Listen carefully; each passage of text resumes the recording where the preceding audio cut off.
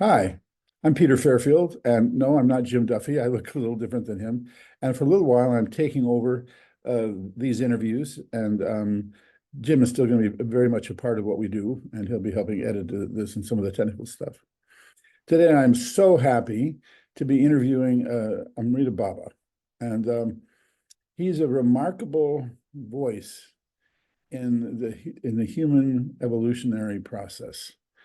My background, I'm 75 and I've spent 60 years investigating spiritual things. I've lived in the Himalayas, done long retreats, studied in China, all that stuff.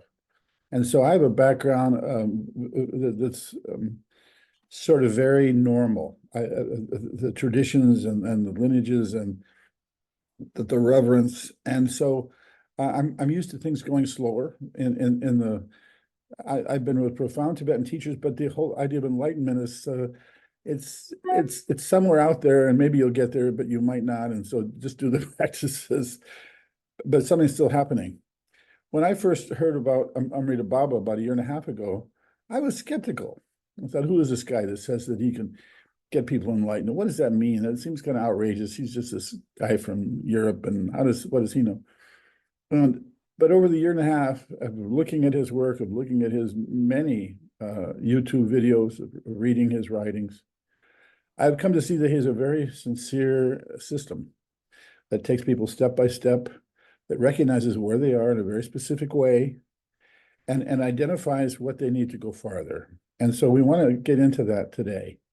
Now, I'm a doctor of Oriental medicine for 50 some years, and my specialty is Oriental medical psychiatry and transformational issues. I spent many years in Asia myself, looking at using pulse diagnosis to study what the effects of these practices were doing on individuals, and that's how my practice. So the idea of the system that Amrita Baba has was intriguing to me. Now, this is Healers Councils for healers, although other people certainly hear it. So we'll be talking about healing aspects of his system tangentially. So I'd like to get in a little bit and officially welcome you, Amrita Baba. And it's, as I said before we started officially recording, it's a pleasure to meet you. And so I know you mentioned you don't want to do a whole lot of biography because I listened to one of your YouTube videos, and it was like an hour of biography. But if you could just run us through the key points of how you became interested spiritually, quick little things that took you farther, and how you got to where you are. Well, thank you very much, Peter. Thank you for the invitation. Glad to do this. Um, so, um, when I was a very small boy, I started having these mystical experiences, and um these were different past spiritual masters visiting me. My childhood home and childhood was pretty rough. Uh, you know, growing up in a old mining town in Finland. I'm Finnish. I live in Slovenia, but I'm Finnish. And there was lots of alcoholism, lots of violence around me, and then I started spontaneously meditating and praying and doing breathing practices when I was 3 years old. And during those little sessions that I did, there were these absolutely wonderful, pure presences of light. And it actually took me a very long time, well, relatively long time, to know what happened then when I was a little boy, little child, which kept happening until I was a teenager. So uh, it was much later, like when I was 25, 26, something like that, when I had already spent a number of years meditating full time. I started with Zen Buddhism, uh, and from the day when I started practicing, uh, I started sitting 8 hours or more every day. And I kept doing that for 8.5 years. Like, I speak of those years as my retreat years. And anyway, after a few years in Zen Buddhism, I trained in a temple in Japan, and I had a wonderful Zen art and Zen calligraphy master in Japan who also asked me to continue after him. And I assume you spoke Japanese or had studied the language by that time? No, actually, I never really studied Japanese. I'm not that much of a scholar, you know. I come from a family of, craftsmen. Hmm. My father, he was a woodworker and he could fix anything and build anything. And my mother, she's been working with fabrics and making clothing all her life. So my background is not academic, but kind of hands-on type of person. I've always thought that as a practitioner and as a teacher, I'm kind of more like an engineer or a mechanic. Hmm. That's exactly you in your opening words.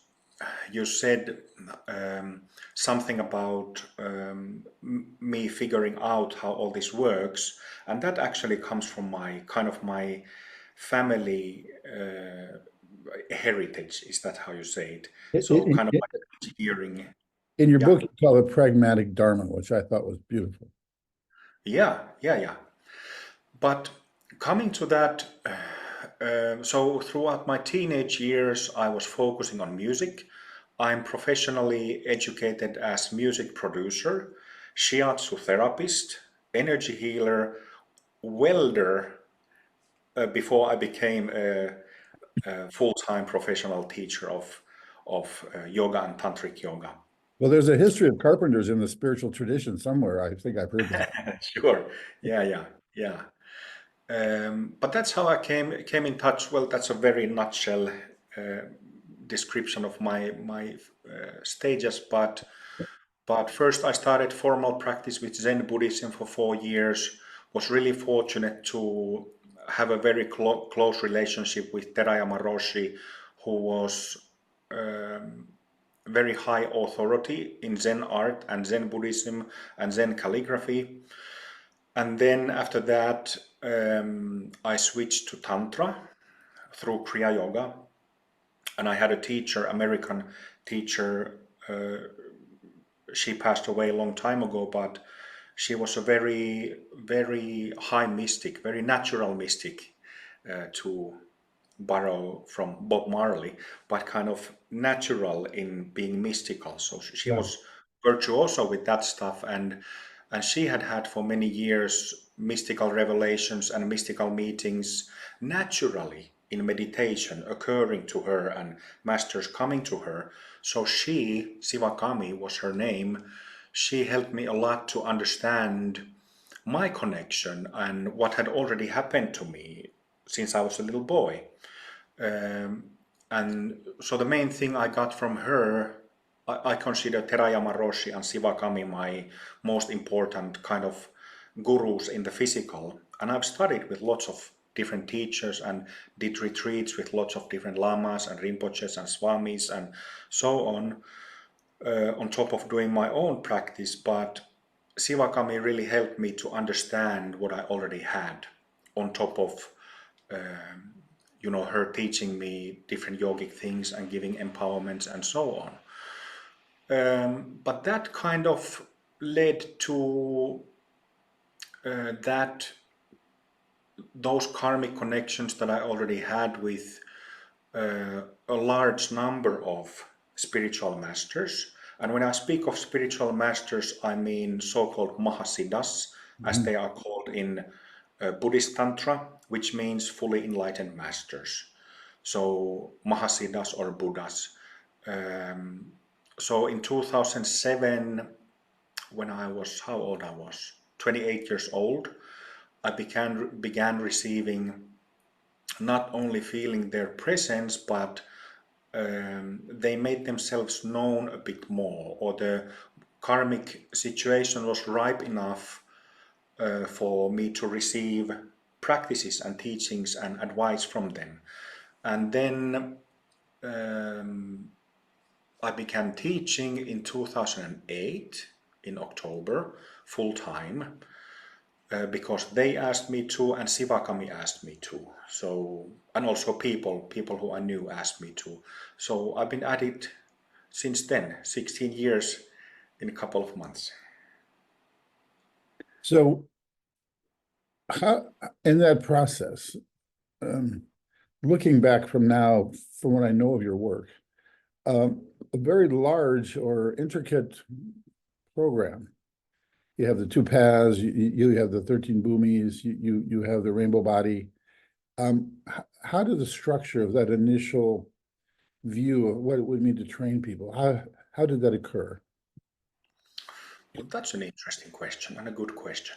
So I was very frustrated after 4 years in Zen Buddhism. And it was not like in those days you actually had to go to a retreat center or a temple to do Zen training. So like nowadays you have the online version where people join online sessions and think that they are practicing Zen under a teacher or whatever under a teacher. But those 4 years I not only studied with Terayama Roshi, he I studied with him about 3 years before he passed away, but also was very close and had a one-on-one instruction from Shodo Harada Roshi, for example, in his temple. So, but nevertheless,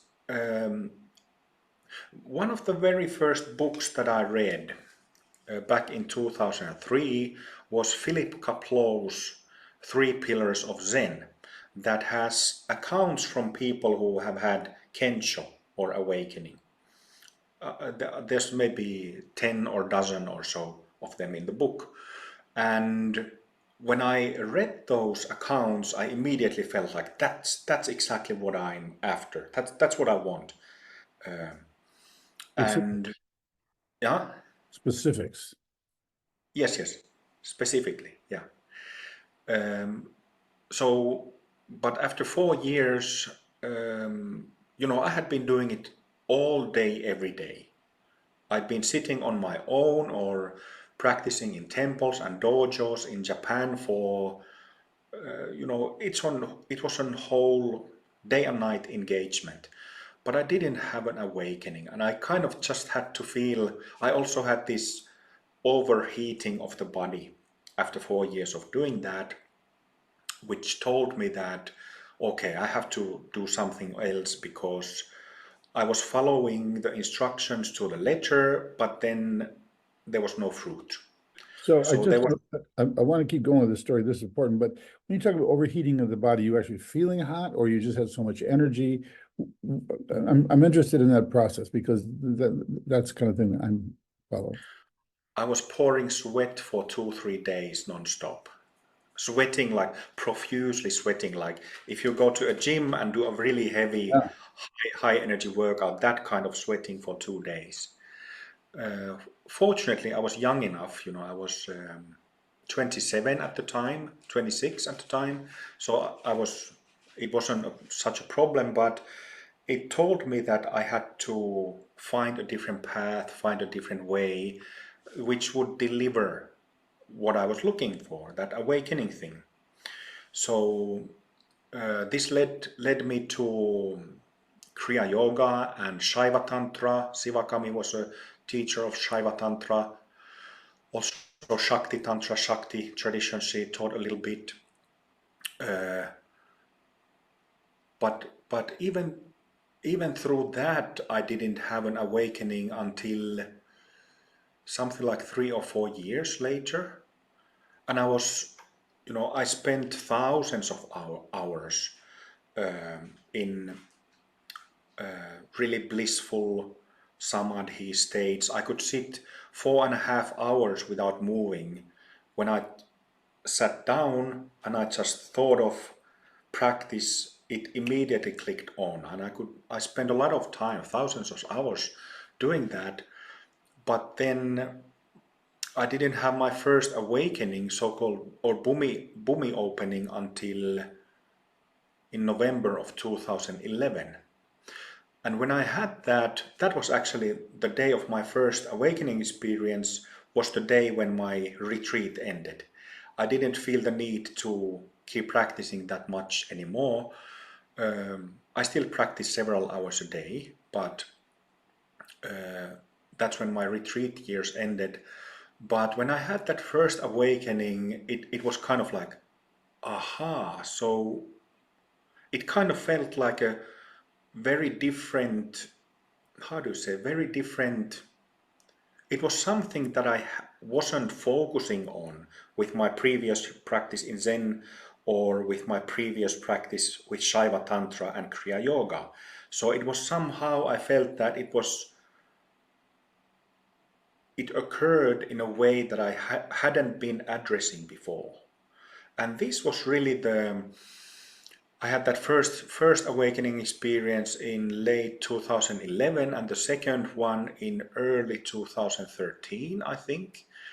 And then the third one in maybe March 2013. And by the time I had the third awakening, I realized that, okay, these come in a succession. So these were like, I already had that living experience of being awake. But when I had further awakenings, it was more like it wasn't being awakening into a completely new kind of experience, but just clarifying and deepening, embodying that awakened state more.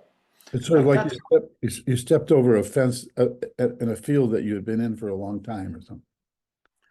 well, that was the first one, but then what you already mentioned the 13 Bhumi model, which is actually classical uh, Mahayana Buddhist model, and I suspect that it's also been used in ancient Hinduism also, because the concept of Bhumis is actually mentioned in Vedas already, which are very ancient texts.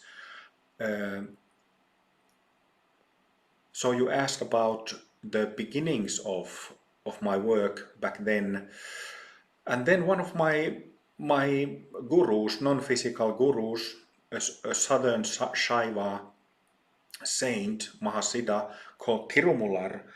I had those 2 or 3 awakening experiences, and then he appeared to me in meditation and just simply pointed out that, Baba, he pointed to these small centers inside the head, what we discuss as Bhumi chakras, Bhumi centers in Amrita Mandala. And he pointed out that inside the head, there's 6 of them, these small centers on top of each other. And he pointed out that, do you see that 3 of them are already open and the 3 on top of the first 3 are not open yet?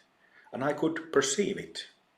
And then he pointed out that I had been practicing in Kriya Yoga and in Shaiva Tantra. I had been cultivating the pillar of Mhm. energy centers or chakras above the head for a number of years. And he pointed out that these awakening experiences go systematically through those centers. And that's how I learned the 13 Bhumi model. And he didn't explain it, he didn't give me any other commentary, he just pointed out that what the shifts that you're experiencing are following a pattern. So, A progression. yes, Yeah. yeah. So, uh, I already, I had my 6th Bhumi opening in the summer of 2014, I think. And by then, um, I think you also mentioned the 2-part formula, which is Yeah. the simple practice to generate the first awakening. And by then, by the summer of 2014, I had remembered it in meditation from my past life. And So, what is the two-part formula? Would you just quickly specify that? um, 2-part formula. So when we discuss these awakenings that, for example, Ramana Maharishi, Eckhart Tolle, Zen Buddhists, Tibetan Buddhists, Advaitists, when they discuss awakenings, there's always the first awakening experience. No matter if you're Eckhart Tolle who didn't practice anything, or if you're a Hindu practitioner, Buddhist, Christian, perhaps even secular mindfulness practitioner, that first shift and these awakening experiences are the same for everybody. Mhm. So the two-part formula is a really simple technique to generate that first awakening. Yeah, there's actually, I want to mention something which is very unfortunate, which is that there's lots of Dharma teachers and, well, Dharma teachers mainly from Buddhist tradition who say that there are no practices to generate awakening experiences. There's lots who say that, but that's not true. That's not true at all. So they might be speaking on behalf of their own traditions, their own systems, but this is not universally true. So we have such practices in Amrita Mandala for the first awakening and consecutive awakenings, but also I've spoken with, well, many Tibetan lamas, but one of them, Erik Pema Kunzang, who you probably know He's a personally. good one. And he actually translated my first teachings with my teacher, Dabsang Rinpoche. I used to live in that town, so I spent 4 years living in that town, so I know Eric pretty well. Okay, so Eric told me that in his lineage, I never studied with him. We were just friends Yeah. for a number of years and changed ideas and messages. But he told me that in his tradition, there is a practice that is almost identical with the two-part formula. But I remember it from my past life. So, So in your and again, I'm not totally familiar, but in your beginning introduction, you request people choose one of two paths. And could you talk about that for a moment? I wasn't clear on that. I think you said. well, it's not really necessary to choose one of the two paths, but it's kind of a question of how much time do you have available for practice and how much rest you have available. But the two paths in Amrita Mandala are there. That you know, I call Amrita Mandala a method of fusion tantra, because we have like a Buddhist tantric side and we have a Hindu tantric side. I also teach like a Taoist concepts based on what I've been learning from my gurus, but mainly it's Buddhist and Hindu side.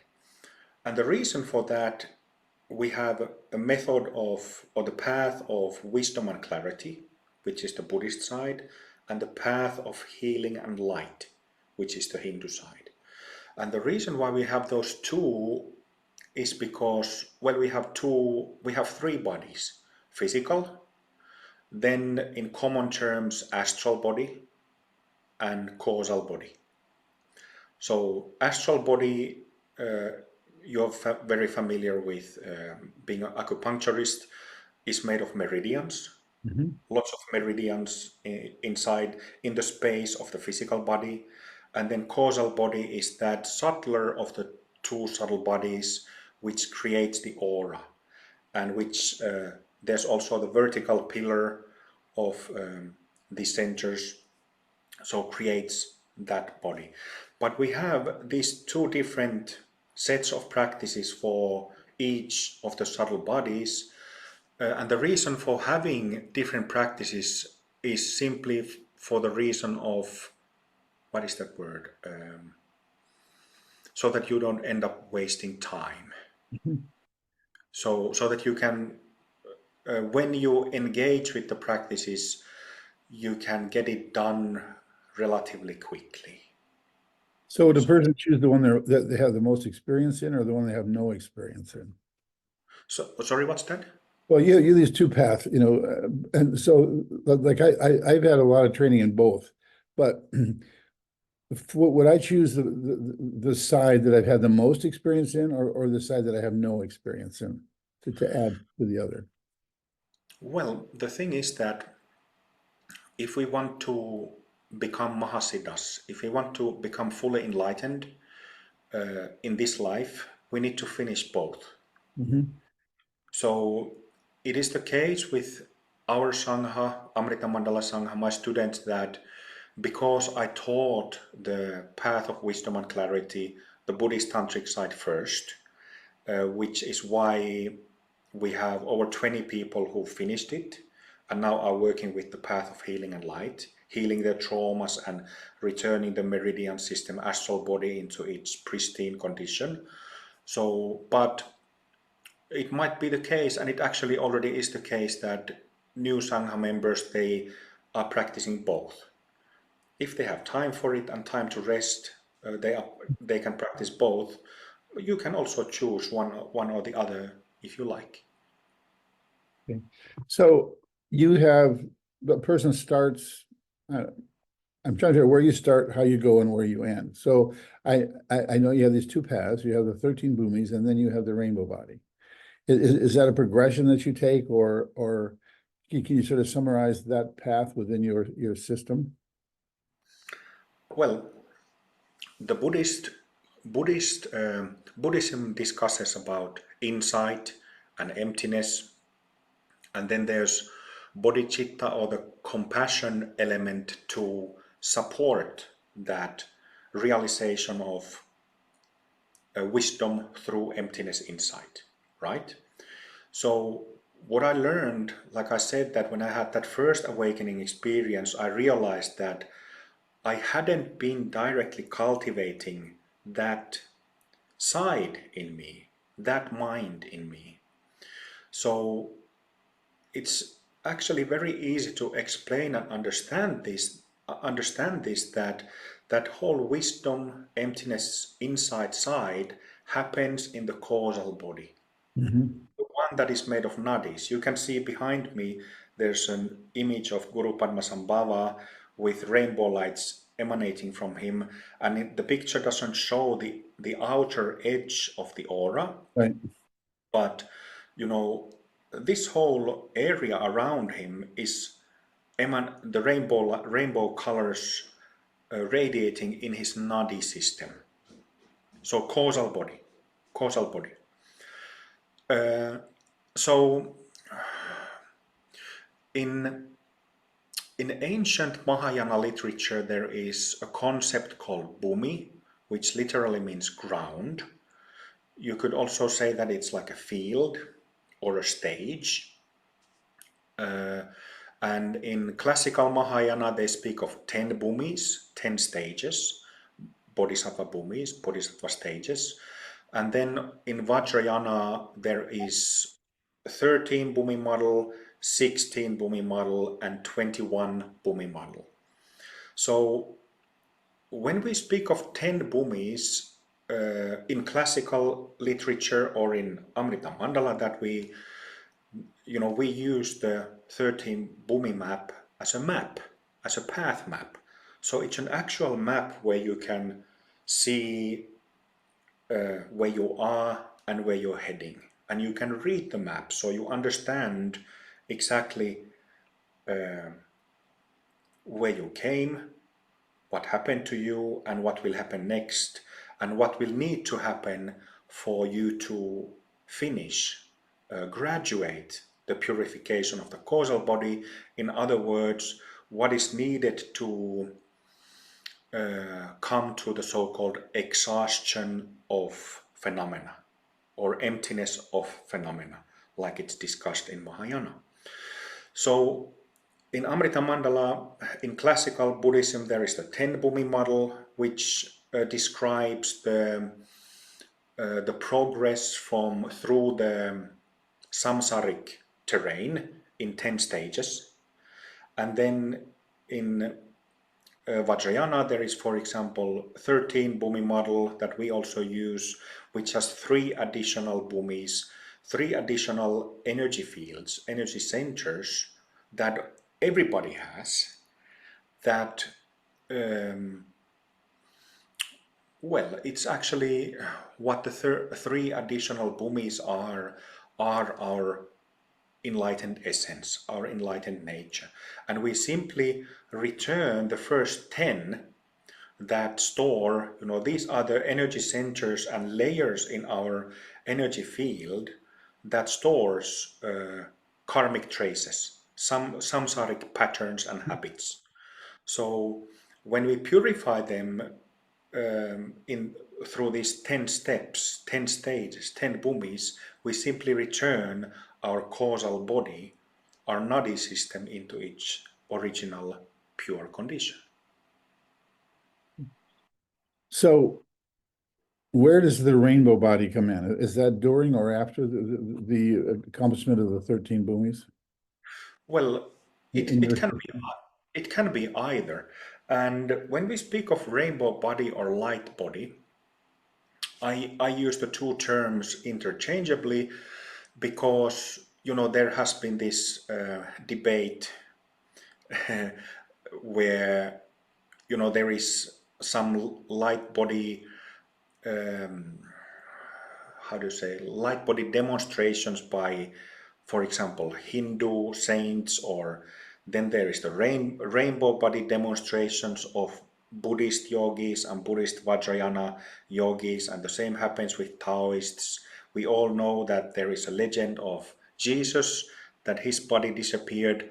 So the reason why I speak interchangeably of light body and rainbow body is because yes, there are differences in practice systems, in methods, that give slightly different result when purifying the astral body.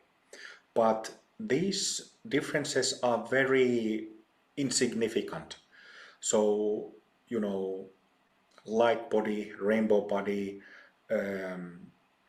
sometimes it is spoken of as the body of golden light, Swarna Sarira in Sanskrit, and so on. So the term to me really doesn't make a difference. But it is just like we have the two subtle bodies that need to be returned to their natural, original, pure and pristine condition. There's the one made of nadis, causal body, and there's the one made of meridians, astral body. And the physical body will simply align accordingly when the two subtle bodies are purified. So in physical body there are no karmic causes, karmic causes that would give us psychological tensions or existential confusions. So the physical body simply aligns accordingly when the other two are purified. But when we speak of rainbow body, I think that it's kind of a confusion that it would only happen in Buddhist Vajrayana, Buddhist Tantra, but it is not the case at all. So the cause for the rainbow body or light body is in purifying the meridian system or astral body. That's where most of the psychological trauma is. I have plenty of my personal experience of healing of trauma because, like I said, I grew up in a mining town in a family. My father was an alcoholic and my relatives were alcoholics because there was a Second World War and there's war trauma and everybody is still trying to medicate themselves with alcohol. Yeah. So I grew up in those circumstances, so I have plenty of trauma, complex trauma I had, and I've been healing it myself. I haven't yet finished it, but very good results in healing. Okay, so these are two Sorry. questions. Yeah. You quit your booms, but you still have trauma in the body. So that's an interesting topic. And also, in my experience as an acupuncturist, like you, I've probably seen 40,000 people. Most of those have some sort of trauma, and most of them, from my limited perspective, had the issues in the body. But you're saying they're not in the body; they're actually in the outer field. So that's I'd like clarification of those two issues. I think my listeners would too. Yes. And that's a very, very good point. The thing is that, so the trauma, the main recording of the trauma is in the astral body, which means it is in the meridian channels. But it keeps, astral body is grossest of the subtle bodies. So this is actually interesting about acupuncture because you use physical needles to put in non-physical channels to heal physical symptoms, isn't it? Or physical organs. We just make this shit up. Right. I used to do shiatsu, so I'm a bit familiar with this stuff. But the reason we can do that in shiatsu or acupuncture is because the two are so close to each other. The astral body is in the shape of the physical body, but it is non-physical. It's very close to the body. Yeah, it's like a, I don't know, like a ghost of the physical body in the sense. Right. So the reason why I perfectly understand it when you say that that we can affect or to extend even heal psychological trauma through healing the physical body, and that is because they are so close. But the root cause of the trauma is always in the astral body. Yeah. So There was would that change how we, as an acupuncturist or some other kind of healer, or as a psychiatrist or somebody else, knowing that it's in the astral body rather than the physical body, how, how could that change our approach to dealing with that with somebody? Oh, well, that's In 25 words or less. that's I can't really answer that. I haven't worked with psychotherapists or only thing I know how to heal it. That's the only thing I know, and I don't know. It's kind of like you also well, you gave the benefit of doubt to my teachings. But it's kind of the problem I have as the founder of this method is that people are usually fixed in the way how they are looking for answers and solutions. So when there's somebody like me offering the solutions that I offer, it's met with lots of doubt. But I And experienced first. huh? That's what I experienced first when I started hearing you. Yeah, but I don't really know what to say. Like, if I understood correctly, if I heard correctly, you were asking me how this could be used in psychotherapy or healing practices. My answer is very easily because these are very easy to understand principles and the practices are not complex at all. But what is unique to Amrita Mandala, both paths, is that so the underlying principles are always the same, right? We have the three bodies, physical, astral, causal. Everybody, this applies to everybody. Everybody has Bhumi chakras inside the head. Everybody has the vertical energy pillar. So the anatomy of the physical body and subtle bodies is the same for everybody. But it's a different question, isn't it? That, how many people, how many traditions out there know about the vertical pillar? You can count the number of those traditions with one hand. Certainly not in And the Western traditions, yeah, but like also Western medicine. Asian traditions, not that, only a few of them. And another thing is that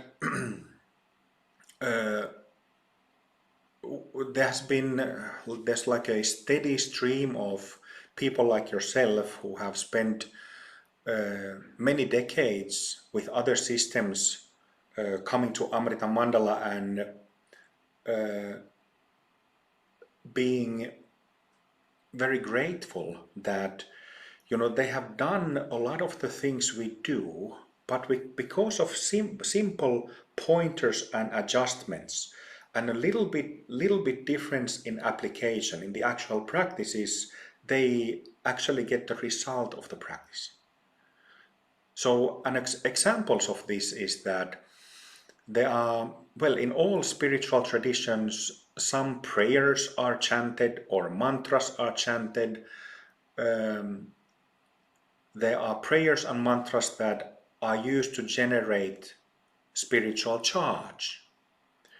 But one very basic problem is that there are very few teachers out there who tell you to feel the energy and receive the charge, receive the blessings, feel them with your body and energetics after you chant or pray. It is very obvious, but not many people out there do that. So that's one thing that we do in this pragmatic fashion in Amrita Mandala. Another one is, for example, the application of concentration practices. So in Buddhist meditation, in Hindu meditation, there's lots of so-called gentle meditation. You follow the breath, for example, and keep your mind engaged with the movement of the breath. So it's a concentration practice. You concentrate on the breath, for example. But we don't do that in Amrita Mandala. So we do so-called dynamic concentration, which means that when you the basic function of basic mechanics of concentration practice is that if I'm focusing, for example, here on the top of my hand, and I'm kind of putting my finger on it and pressing it gently. This is the same like if you focus on the breath, you're kind of applying pressure, you're doing something to follow the movement of the breath. So it's kind of like little pressure. What if you start pressing more, more, more, more? You're still doing concentration, but you're doing it very differently if you ramp up the focus to 50%, 70%, 95%. And if you do that, it gives you a very different result. So is the breath the intermediary, or are you just focusing on that point and exerting more energy there? no, I'm just using the breath as an example. Okay. So it is, I could say that universally concentration practices are done in this gentle manner, gentle in quotes, very gently. You know, you follow something like breath or something else with a very gentle touch, very gentle pressure. But we do it differently. So dynamic concentration means that if I use an analogy of a volume knob in stereos, so you know, in analog stereos you have a volume knob that goes from 0 to 100 and you can turn the knob. So gentle. And this Yeah. is increasing our awareness on spots, on areas, rather than using the breath gently. We're focusing the mind and more pressure with our awareness. I'm coming to that. I'm sorry. So gentle concentration would be to keep the volume knob in perhaps 5% or 10% of the full volume. But the way how we apply concentration dynamically is that we do this from 0 to 80, 0 to 80, 0 to 90, 0 to 60. So we keep turning the knob like this. So it's the same principle of concentration, but it gives a completely different result than the gentle concentration. And the result that it gives is this. So in my Zen days, I did thousands of hours of shamatha meditation, following that breath.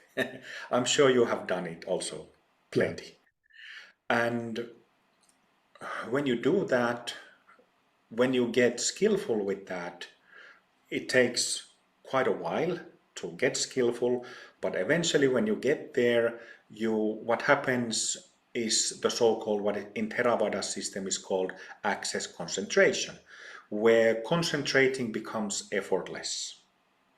And that means that within your aura, within your causal body, also affecting astral body, you create a space where you can calmly abide. So you can discover this calmness. Okay, great, but it takes a lot of time to get there. But with dynamic concentration, when you turn the volume knob like that, perhaps 50 times, 100 times, couple of 100 times, what happens is that you punch through the aura. You create a hole in the aura. It doesn't break the channels. It's not violent or aggressive the way we do it. Kind of like I'm a bit of a fan of boxing because I have long history in martial arts, and the best boxers, from Muhammad Ali to Mike Tyson to whoever's the world champ these days, they can deliver very hard punches but be very relaxed at the same time. So they don't use aggression or unnecessary tension when delivering their shots. Same thing with dynamic concentration. It has nothing to do with aggression or being like too pumped up. But what happens when you practice like that, shouting perhaps syllables of prayers or shouting mantras, we apply this to shouting the syllables of guru mantras or deity mantras. So we create a hole in the aura. And that's, the aura, what it means is that you have your thoughts and emotions and your ignorance and your anxiety and fear and all that stuff going around and round, but you punch a hole to it. You stop it for a moment. And what happens then? Sorry? So you stop the habitual flow and create something pristine and original. Then you can see what your pure basic nature is. And it is available to everybody in half a minute, 1 minute. It doesn't happen with gentle concentration. You can't achieve that. Right. So, one of my very good friends is Lama John Hogue, who was the translator for the first Dudjom Rinpoche, and he was a very close disciple of Chatral Rinpoche and Dilgo Khyentse. And Lama John told me that he suspects that in the ancient Dzogchen tradition they did this. Nowadays, if you are fortunate to learn dynamic concentration from lamas who teach Dzogchen or maybe even Mahamudra, they shout maybe 2, 3, or 4 times. But that's not enough. You have to really make it apparent. Yeah. And that you can repeat. You can do it in the morning, afternoon, evening. It takes a minute or 2 minutes, and then it gives you an opportunity to see your pure nature for few moments, few seconds, perhaps few minutes after some practice. This will grow into half an hour, half a day, full day, cessations when the whole self-based mechanism ceases for a moment. These cessations start happening. So the whole mechanism of ignorance stops going around.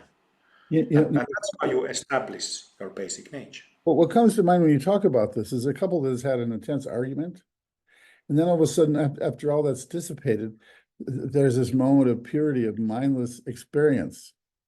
Is there? I don't know.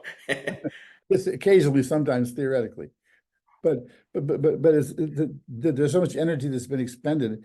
It's not in the way of that direct perception of being. Sure. Yeah. Anyway, that's how I get. So Obviously, we could talk about the details for a long time, but I'm interested from a clinical standpoint. How can we notice when somebody is on the edge of a spiritual breakthrough in their life without working with the system? What's the advantage in a clinic of understanding that the person is working through a spiritual thing rather than something that has, I mean, everything has to do with spiritual development, but somebody's about to pop it spiritually. Is there a identification that somebody in the clinical situation could notice, and what would you suggest to proceed from there? Well, that is a fascinating topic. I think what would be excellent if as many people as possible knew about existential confusion, existential pain, or dukkha, like Shakyamuni Buddha discussed in the Four Noble Truths. It would be fantastic if more people knew about it and understood it in a way that they realized what that dukkha, what that suffering or confusion means in their lives. Right? Because many times in Dharma discourses, it's kind of like there is this suffering, but it's kind of left untied to people's everyday lives, everyday functioning of their minds, their reactions, their habits and patterns. So, so that's one. For physicians to understand, also gain understanding what this confusion, suffering from existential point of view is. And a lot of people have that. Lots of people have anxiety and fear and jealousy and greediness and all kinds of, what is that word? All kinds of coping mechanisms and addictions and way how to distract themselves, bypass all of that and just keep doing whatever they're doing. But at the root, like His Holiness the Dalai Lama always says, that everybody wants happiness. Everybody wants happiness. It's really that simple. But the understanding what that discontent is and how to effectively address it with the help of Dharma teachings or yoga teachings, whether sutric or tantric, that's perhaps the next thing for those physicians who are interested in using such methods. This is simply my suggestion. So So I had an experience one time, years ago when I first went to Nepal. I met my teacher, and I thought I was good at the pulse, and I would take my teacher's pulse and some other lama's pulses, and occasionally Western. I would feel this quality in the pulse, but it stopped my mind. I couldn't think about it. I should have been, as a Gemini with 4 planets in Gemini, I should have been suspicious right there. A number of years later, I got to take the pulse of this great. He was the head of an obscure lineage from northeastern Tibet called Nawan Pimanamgyal. And when I took his pulse, I got a transmission of Buddha nature, of emptiness. And from that point, I rethought all the teachings and all the medicine. I realized the whole point is to uncover this purity. Yes. And that's existent. I remember one time in high school looking at under a microscope amoeba, and you put a little bit of meat in there, and they all run to it, and the one that gets it actually gets this happy feeling. It's like go away, kind of discontented. So it's so primal, this happiness and suffering, and so I haven't, and I can see what you're doing is uncovering, but I haven't really heard much from you about the process of uncovering this nature. I mean, you have other words for it, so maybe I've missed it, but for me, that's an important essence for a healer, is rather than fixing something, is to allow the basic nature of this person to exist as an outpouring of this purity that's trying to evolve and blossom. Yes, exactly. And one thing that I think that Dharma traditions, yogic traditions fail is by presenting the Dharma or yoga or Tantra in a way that it's not really, it could have much more connection and relevance to people's lives. Yeah, So this, we are talking about the so-called deluded or samsaric, painful, ignorant condition that all people have. And we are talking about our basic nature, which is pure and radiant and loving and completely balanced, yeah. that also all people have. So this is like a, it's incredible point, isn't it? Isn't it? All people have this pure basic nature. All beings, all things have the pure nature. But I think it is because of getting entangled with traditions and training syllabuses of traditions and rituals and all kinds of things that the underlying principles are go unseen, go unrealized. So people get caught up with these. Well, it's the golden change, isn't it? Changing from going from rusty chains to golden chains, but all people all people have this pure basic nature, like you said. I think for physicians, the most important foundation is to get to this basic purity in all beings. Because Mm. it's so easy to judge people that are continually having symptoms or that they're crazy or that they do terrible things, to lose the compassion for them and think of them as the result of their pain rather than this Buddha nature covered by pain that's experiencing things that the Buddha nature doesn't really want to do. And Sure. that differentiation, I think that's one of the most important things for any healer or physician to get. And I think it's the basis of compassion, is realizing that inside that terrible being, there's a Buddha. And Yes. I think that's one of the most important lessons that any physician can get, Any um, physician or a or person. any Yeah, person, yeah, yeah. exactly. But that's the thing again, that the reason why I felt so how to say, like perhaps I could use the word compelled, because I had these really fortunate connections with many Mahasiddhas that I received teachings directly from. And I kind of, well, I felt very strong responsibility seeing that what is the condition of the world. It seems to be going crazier and crazier every year. And also seeing the condition of practice traditions. Because to me, it simply, especially in Vajrayana, when it is spoken that this Vajrayana method can take you to full enlightenment in a single lifetime. But when that actually doesn't happen to lots of people, is a problem, right? So that was a problem that I wanted to and felt like I needed to solve, because it can't keep going like this, that in a generation of, I don't know, hundreds of thousands or few million practitioners worldwide, there is only one or two Mahasiddhas per generation that the precious traditions are generating or producing. It cannot be like this. It needs to be, if there is to be like a true peace and harmony, even to little extent in the world, there needs to be hundreds of living Mahasiddhas. So, being the engineer type that I am, this was my focus. I wanted to uh, create and make available a method that would enable that.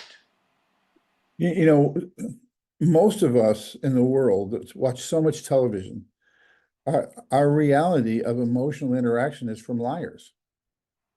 Mhm. Actors are professional liars.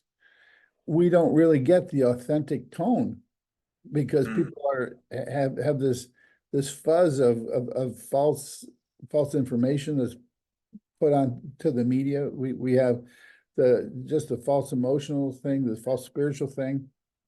People Mm. don't get the authentic feeling very often these days. It's not part of our life anymore. And so as a physician and you as a teacher, I think our most important task is to, if we can connect someone to their heart. And for me, the heart is the great mediator of truth and knowledge. How does that feel? Does that feel real? If we can convey that simple thing, that simple awareness can begin to change the fog that our culture is imbuing with the media and all the false news and all that. And so I think your work is about that. It's about finding a certain authentic perception of our being and going deeper and deeper until there's nothing in the way between us and the infinite. Yes, sure. Yeah. So where do you go from here? What's your plan for your teaching, evolution? I don't know. Working day in, day out. I live in Slovenia now. I have lived here for a year. We have a small ashram here with my companion Rani, and you know, I'm invited to by my students to different places to teach every now and then. We have online teaching events, retreats every month. I'm meaning to finish a book about my fourth book about the light body, rainbow body. It's been in the making for a year and a half now. I've been a bit lazy with that, so I should get around and finish it. So things like that. Like I said, day in, day out, just continuing to do what I do. You know what I was, since this is a podcast for healers, although a lot of people will read it, I'm thinking, and maybe you've thought of this, maybe it's not important to you, but perhaps having a seminar for healers on what would be basic training for people that are in the clinic with troubled people every day, for looking deeper. I think that would be important because healers they're a step a lot of people are trying to take to get well. And there's so much false information, and so many people think that they're got the word, they've got God, they're great teachers, and they're not. And so I think that'd be really, I would think that would be something good for you to do, but that's me. Well, that's an interesting that you bring this up because one of the things that for many years now has been kind of in the back burner. I had to keep it in the side. Is teaching healing practices. It's one of my passions. Together, the whole enlightenment and purification side of yoga and dharma, but also the art side as well as healing side. I'm very passionate about, but there's like a few cases in my students who are interested about healing, but who have every now and then asked me if I would teach that stuff, and I would be happy to, but I won't do it online because Yeah. this is not sufficient way to go about it, but I would love to do that. And actually, I was just reminiscing about this 2 days ago. Do you know who Hugging Saint Amma is? Oh yeah, I've had a hug. Yeah, okay.